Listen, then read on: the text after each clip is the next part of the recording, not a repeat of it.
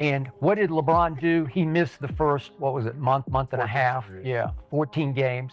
And he was just saying, screw you, I'm not going to play for a while. That's what sciatica my ass. LeBron can affect the game like nobody has ever done. And so when he's not playing defense to this caliber, and it's blaring, the eye in the sky don't lie. Skip Bayless and Rashad McCants just threw gasoline on the LeBron James debate, and now the whole sports world is watching it burn in real time. This wasn't some light take or hot air rant. This was a direct challenge to a conversation people have been ducking for years. Love LeBron or not, this moment ripped the cover off something fans, media, and even former players quietly avoid saying out loud.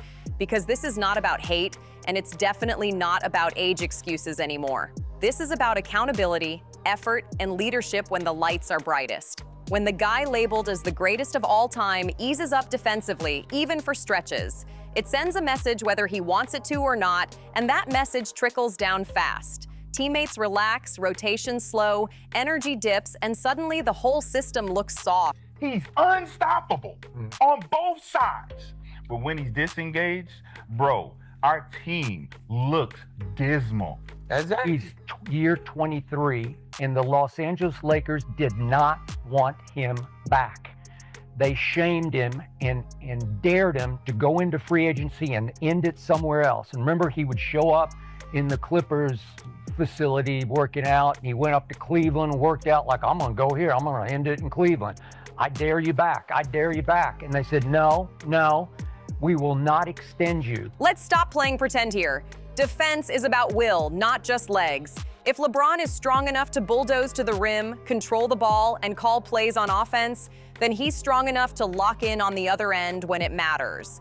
Great leaders don't just score points, they set standards. They draw the line and say, this is how we play, no shortcuts. And that's where this gets uncomfortable, because every time someone brings this up, the excuses roll in fast. He's older, he's conserving energy, he's doing enough. But here's the thing, when the bar keeps getting lowered to protect a legacy, that's not respect, that's fear. Fear of admitting that even legends can coast. So here's the real question nobody wants to answer. If LeBron James is still capable of taking over games on both ends of the floor, then why does age suddenly become a shield when defensive effort drops? Are we holding everyone else to one standard while moving the goalposts for him just to keep the myth clean? That's not hate, that's accountability, and it hits harder because it's true. Drop your thoughts in the comments and let's actually talk real basketball, not excuses and emotions. Because once you line the facts up, this conversation gets uncomfortable fast. LeBron James missed 14 games early in the season, almost a month and a half, and the reason given was sciatica. That is a real issue. No debate there. People deal with it daily, it's painful, it's frustrating, and it can limit movement. Nobody is denying that part. But here's where the side eye starts creeping in, and fans know it. When LeBron returned, what did we actually see on the floor? Was it a gradual ramp up, pacing himself while getting back to full rhythm? Or did it look like a clear decision was made? Offense on full blast, defense on cruise control, because that's where the irritation really sets in. You don't get to pick half the game when you're cashing checks north of $50 million a year. Skip Bayless even tried to give LeBron some grace at first. He brought up year 23, almost 41 years old, the mileage, the wear and tear, the crown being heavy, all fair points. But even Skip couldn't camp there for long because the tape ruins the sympathy argument fast. The eye in the sky does not lie. When LeBron is locked in, when he's engaged, when he's playing with urgency, he still looks like a nightmare on both ends of the floor. We've all seen it. The clips are there. The moments are there. The bursts of elite defense are there. And that's exactly why the excuses fall apart the second consistency comes into question. If you can do it sometimes, you can do it more than people want to admit. Rashad McCants wasn't interested in easing anyone into this conversation. No soft landings, no sugarcoating, no legacy protection. His stance was simple and sharp. You sign the contract, you honor the contract, period. Age doesn't rewrite the job description. Whether you're 21, 31, or 41, availability plus effort is the baseline. But you got us by the ball because you got that option, and it's your option, and if you exercise it, we're stuck with you. Right. No trade clause. Yeah, no trade. And what did LeBron do? He missed the first, month and a half? Yeah, 14 games. And he was just saying, screw you, I'm not going to play for a while. That's what sciatica, like sciatica, though. The sciatica, literally. So he comes back and he says, screw you, I'll play offense, but I won't play any defense. 100%, Skip. That's Go what he's there. saying. Are you going to cook them then? Well, and so he's playing a career low 33 minutes a game. And by the way, speaking of 33, last night he was an all-time Laker low for him. Since he's been with the Lakers, he was a minus 33. That was the third worst of his career. And when the Los Angeles Lakers are getting cooked defensively, LeBron James is part of that equation. Not the entire issue, not the only reason, but absolutely a major piece of it. Leadership doesn't disappear when it's inconvenient. That's the part fans are reacting to, and that's why this debate refuses to die. When a guy slices into the lane and LeBron James doesn't slide over, doesn't contest, doesn't even fake the effort, that moment screams louder than any locker room speech ever could. No yelling needed, no timeout required. The message is crystal clear and everyone in the building hears it. If the leader doesn't care on that possession, why should anyone else burn energy doing the dirty work? And that's where this becomes a real problem for the Los Angeles Lakers. This isn't just about one blown rotation or one lazy closeout. This is about culture leaking in real time. Defense is built on trust and urgency, and the second those disappear, everything starts cracking fast. LeBron has always been the tone setter. That's not opinion, that's reality. Teammates watch him closely. Young players copy what he does, not what coaches say. Veterans follow his rhythm because they know whose voice carries weight. So when LeBron takes possessions off, when he's standing flat-footed in no man's land, then looks around afterward like someone else messed up, that energy spreads like wildfire. Luka Doncic sees it. Austin Reeves sees it. The role players definitely see it. And once that example is set, defense stops being a requirement and turns into a suggestion. Guys start guessing instead of reacting. Closeouts get softer, rotations get slower. Suddenly, everyone is pointing fingers instead of taking responsibility. That's how good teams quietly turn average. Not with injuries, not with bad luck, but with leadership slippage that nobody wants to call out because of who's involved. And this is where Skip Bayless brought up something that makes people uncomfortable. He pointed out that body language tells the truth before the box score ever does. You can talk effort, you can talk age, you can talk workload, but the camera never lies. When the leader looks disengaged, the team follows that lead whether they want to or not. This isn't hate. This isn't nitpicking. This is about standards. When the standard drops at the top, it collapses everywhere else. And that's exactly why this conversation refuses to go away. Here's the part nobody wants to say out loud. The Los Angeles Lakers didn't exactly beg for LeBron James to come back. No long-term extension, no royal treatment, no desperate commitment. They quietly dared him to test free agency and see what was really out there. That alone tells you everything about where the franchise's head was at.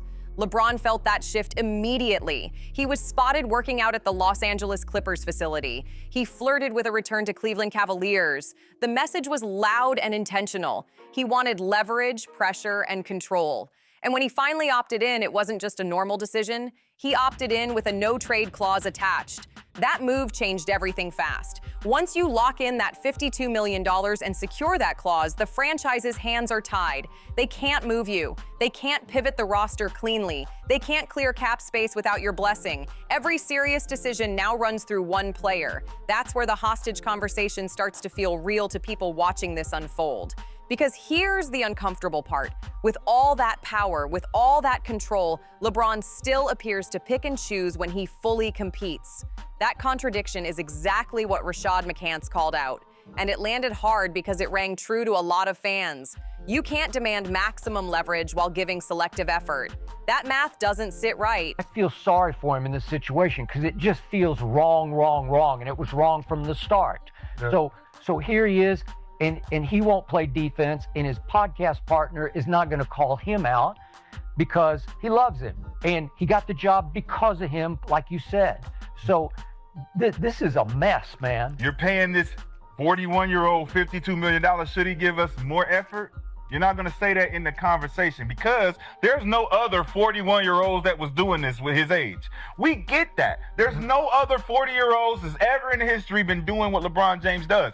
So at what point does he have to stop tricking us as if he can't do this at the highest level still. Then comes the 14-game absence, officially sciatica, a real issue, no denying that. But timing matters, context matters, and body language always tells its own story. People aren't crazy for asking questions. Was this purely about healing, or was this about stepping away when things weren't breaking his way on the court? Even if the injury is legit, and it probably is, LeBron has built a long-standing reputation for controlling narratives. That means skepticism is fair game when the effort level after returning doesn't line up with the paycheck or the power structure. Fans aren't obligated to shut their eyes just because of a resume. And here's what makes this whole thing hit even harder. LeBron clearly still has it. That's the part nobody can escape. He hasn't lost the strength. He hasn't lost the burst when he wants it. He hasn't lost the ability to flip the switch and dominate a possession. We still see flashes of vintage LeBron all the time. A powerful drive through traffic, a chase down block out of nowhere, a clutch three when the moment demands it. Those moments expose the truth loud and clear. This isn't about capability, it's about choice. This is about choice, and that's exactly why the GOAT conversation keeps snapping back to effort every single time. Talent matters, stats matter, rings matter, but effort is the one thing that exposes everything else. And that's where the comparison gets uncomfortable fast. Michael Jordan didn't just talk accountability, he lived it every night. He demanded it, enforced it, and set the tone without saying a word. If Jordan was locked in defensively, nobody else even thought about slacking. That standard was non-negotiable. Year 2, year 10, year 15, it didn't matter. The bar never moved, and the paycheck never came with excuses. With LeBron James, the standard keeps sliding around and fans notice it. At 30, the expectation was titles. At 35, it shifted to longevity. At 40, the praise is just for being out there. But here's the part people are tired of pretending not to see. The paycheck never adjusts downward when expectations do. The money stays elite, the power stays elite, but the accountability keeps getting softer, and that contradiction is driving fans crazy. Now let's talk locker room dynamics, because this is where Skip Bayless touched a nerve that feels awkward but real. Luka Doncic and Austin Reeves have built real chemistry. They read each other, trust each other, and play with flow. You can see it on the court without needing stats to explain it. And for the first time in his career, LeBron looks like the third option. He's standing in the corner. He's waiting for touches. He's watching relationships form that don't revolve around him. That's new territory for someone who has always been the sun everything orbits around. And whether fans want to admit it or not, that shift affects engagement. We've seen this movie before. This is exactly what happened with Russell Westbrook. LeBron pushed for him, vouched for him, and once it didn't click, the distance was immediate. Westbrook became isolated. The blame stuck to him. The locker room energy shifted, and he wore it all. Now the roles feel reversed. LeBron isn't the center of every action anymore, and he clearly doesn't love the feeling. The irony is loud. Basketball has a funny way of flipping scripts, and timing has a wicked sense of humor. This isn't about disrespect. This isn't about hate. It's about standards, effort, and consistency. When the bar moves depending on who you are, fans see it, teammates feel it, and the debate never goes away. And that's why this GOAT conversation keeps coming back, louder every time. This is where the money talk gets real, and nobody wants to say it out loud. Austin Reeves is trying to get paid, plain and simple. Luka Doncic is trying to plant his flag as the face of the franchise. And then you've got LeBron James sitting on a $52 million contract that feels like a concrete wall in the middle of every conversation. Everyone understands the math, even if nobody dares to say it publicly. That money has to come from somewhere, and when LeBron stays locked in at that number, roster flexibility disappears fast. That's how quiet resentment starts forming. Respect stays on the surface, smiles stay in place, but underneath it, everyone knows what's at stake. Contracts, roles, futures, legacies. Skip Bayless didn't dance around that reality, and he didn't stop there either. Skip Bayless even dragged Luka into the fire, and that mattered. Overrated talk, high usage turnovers, shaky three-point efficiency, defensive lapses, it was all on the table. No free passes, no golden boy treatment. And that's important because leadership is not about hype or potential, it's about tone setting every single night. Luka might be younger, flashier, and trending upward, but LeBron is still the highest paid player in the room. He's still the loudest voice without saying a word. He's still the standard bearer whether he likes that responsibility or not. That's the burden that comes with the crown. And when Rashad McCants said it flat out, it landed heavy for a reason. If the leader doesn't lead on defense, you are not winning, period. Basketball does not work any other way, no matter how pretty the offense looks. LeBron can affect the game like nobody has ever done. And so when he's not playing defense to this caliber, and it's blaring, the eye in the sky don't lie. We can show you film from before when LeBron James was engaged and ready to go, full sense of urgency.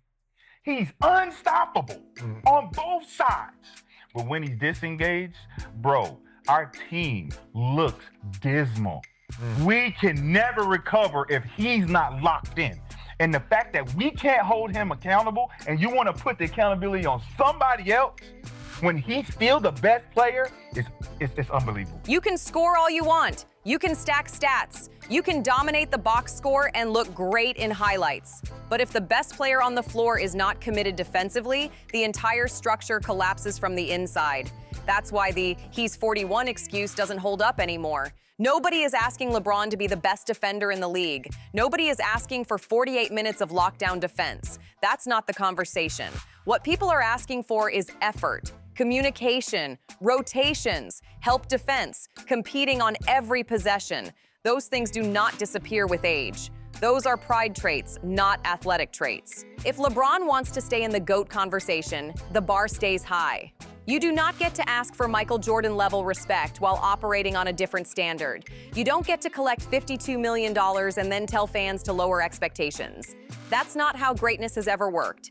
Greatness is demanding. It's uncomfortable. It's relentless. And Rashad made that crystal clear. Move the goalposts if you want, but don't act shocked when people call it out. If LeBron wants grace, there is a clear path. Step out of the GOAT debate. Say it publicly. Say Jordan was better. Say the standards should no longer apply. If he does that, fine. Expectations change immediately. But as long as the crown stays on his head, the weight comes with it. At the end of the day, this isn't about hate, it's about honesty. Skip Bayless didn't go easy, and Rashad McCants didn't sugarcoat a thing. And this is exactly why this clip lands so hard with fans right now, because it lines up perfectly with what people are seeing every single night on the court. LeBron James can still dominate games when he decides to. That's not a debate anymore. The problem is he doesn't always choose to, and when that switch stays off, the Los Angeles Lakers pay for it immediately. So the question becomes painfully simple. If LeBron is still capable of being elite on both ends of the floor, why does it only show up in flashes? Is it strategy? Is it ego? Is it self-preservation? Or is it something deeper that nobody wants to say out loud? Because until that gets answered honestly, this debate isn't cooling down, and neither is the criticism.